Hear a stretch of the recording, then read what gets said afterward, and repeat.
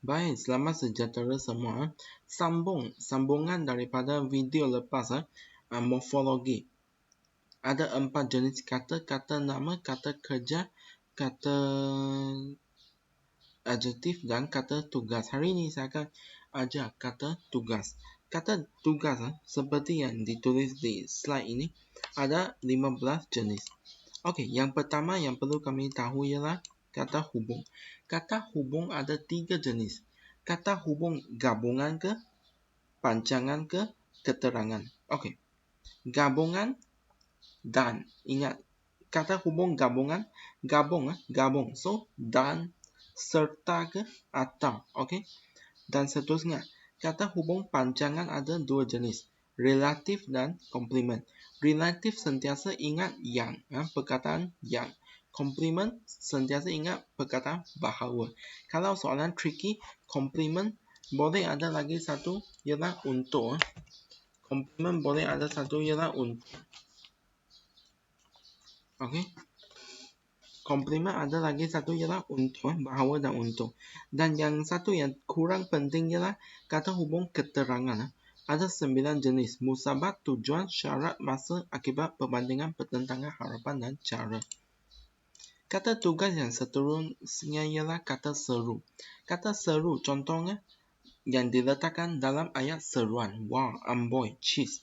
Itu saja. Kata tanya pun 5W1H in English, why, what, how and so on. Dan kata tanya ada beberapa jenis dalam bahasa Melayu. Contohnya mengapa, bila, kenapa, yang digunakan untuk membentuk ayat tanya. Itu saja. Kata perintah untuk membina ayat perintah. Perintah bermaksud apa? Kamu memesan orang lain. So, perintah, bagi perintah. So, perintah ialah contohnya jemput, datang, sila, jangan, usah, minta, tolong. Itu saja contoh. Kata pembenar. Tengok perkataan benar. Benar ialah yes atau right. So, yes or not. Yes or no. So, contohnya ialah ya ataupun benar ataupun tidak. Okey. Pangkat ayat ini sering anda nampak dalam bahasa Melayu standard. Bahasa Melayu standard banyak arakan, syahadan. Itulah kata pangkat ayat. Dan yang ketujuh ialah kata bantu. Okey, kata bantu ini susah sikit. Kata bantu ada 2 jenis. Satu, kata bantu aspek. Kata bantu aspek. Satu lagi kata bantu ragam. Yang aspek ialah menerangkan masa. Kata bantu ini dia bukan satu kata kerja, bukan apa. Dia ialah kata tugas. So, tengok. Contohnya aspek sedang. Ibu sedang memasak. Ali sedang bermain bola. Abu sedang belajar. Sedang itu aspek. Masa lampau. Oh, sudah. Saya sudah dapat A+ dalam bahasa Melayu. Ataupun masa hadapan. Saya akan menjadi seorang doktor. Macam ini. So, kini ialah sedang ataupun sudah ataupun akan. Yang menerangkan masa means you are going to. You are going to. Ataupun you're already. Ataupun am doing. I am doing. So, aspek ada masa dan lagi satu ialah ragam.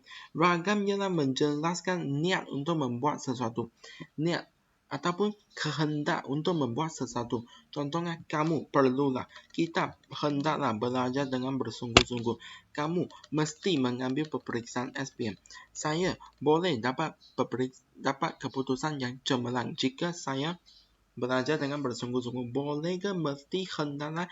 Itu menerangkan niat ataupun kehendak anda untuk melakukan sesuatu. So, dia tergolong di bawah kata bantu ragam. Ingat, kata bantu 2 jenis, ragam dan juga aspek. Aspek ialah tentang masa, kini ke, masa lampau ke, akan datang ke. Dan ragam ialah menjelaskan niat untuk membuat sesuatu.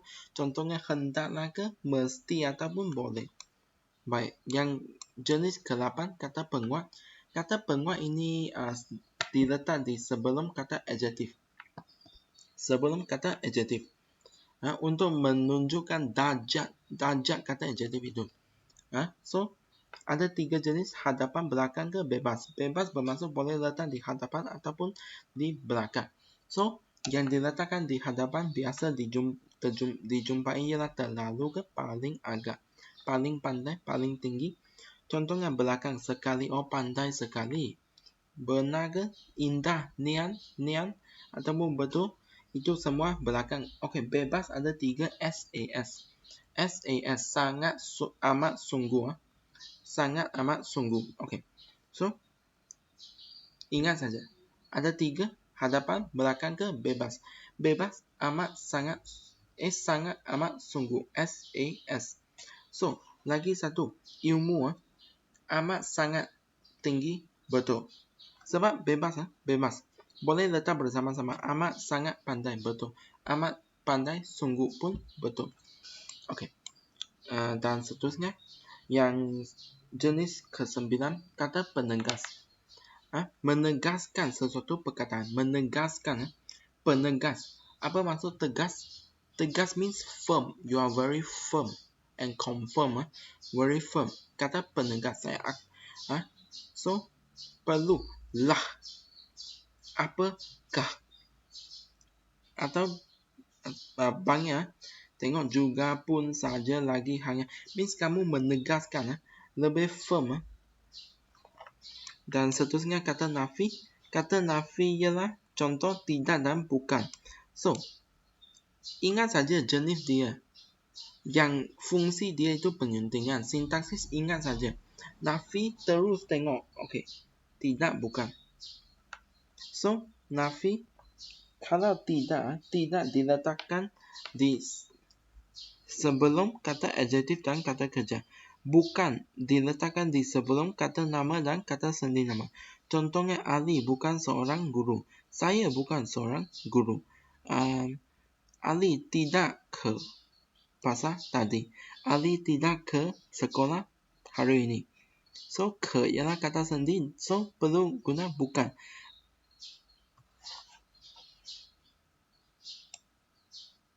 Bukan. Sorry. Contohnya macam ini ya. Ali tidak pandai. So tidak selepas tidak ialah kata adjektif. Dan seterusnya, Ali tidak makan.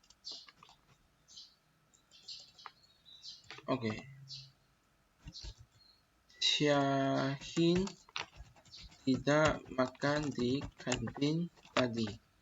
So tidak makan. Makannya kata kerja. Dan seterusnya, Chong bukan seorang guru. So guru ialah kata nama, bukan diletakkan di sebelum kata nama.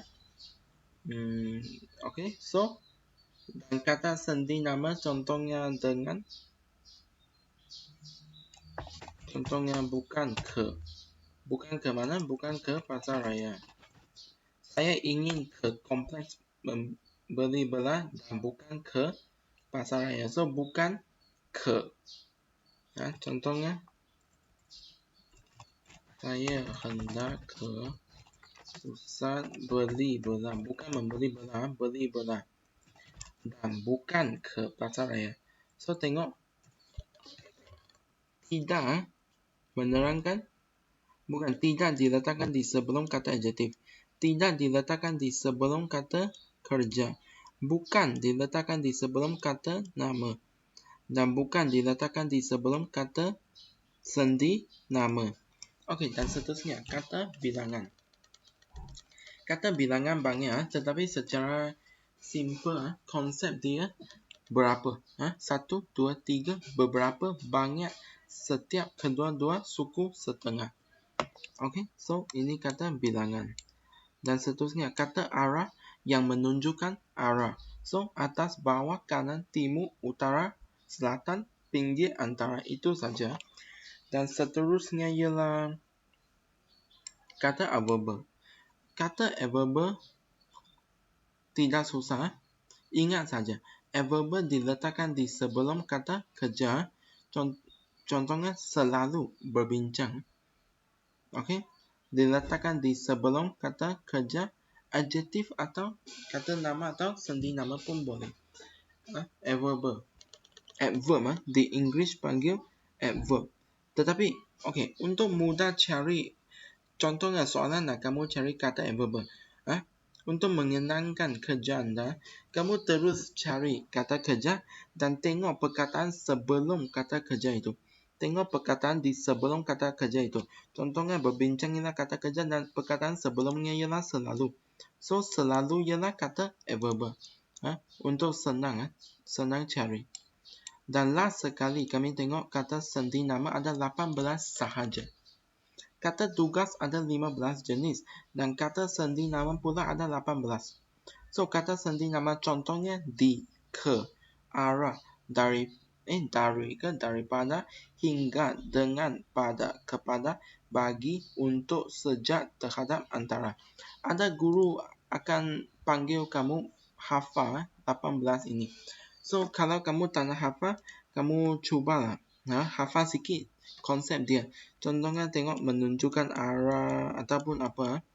So dia panggil preposition di English. Kalau English anda baik, so cubalah translate preposition, kata sendi nama.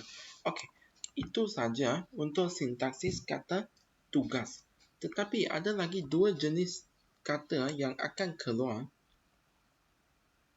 Saya akan record di video baharu. Thank you.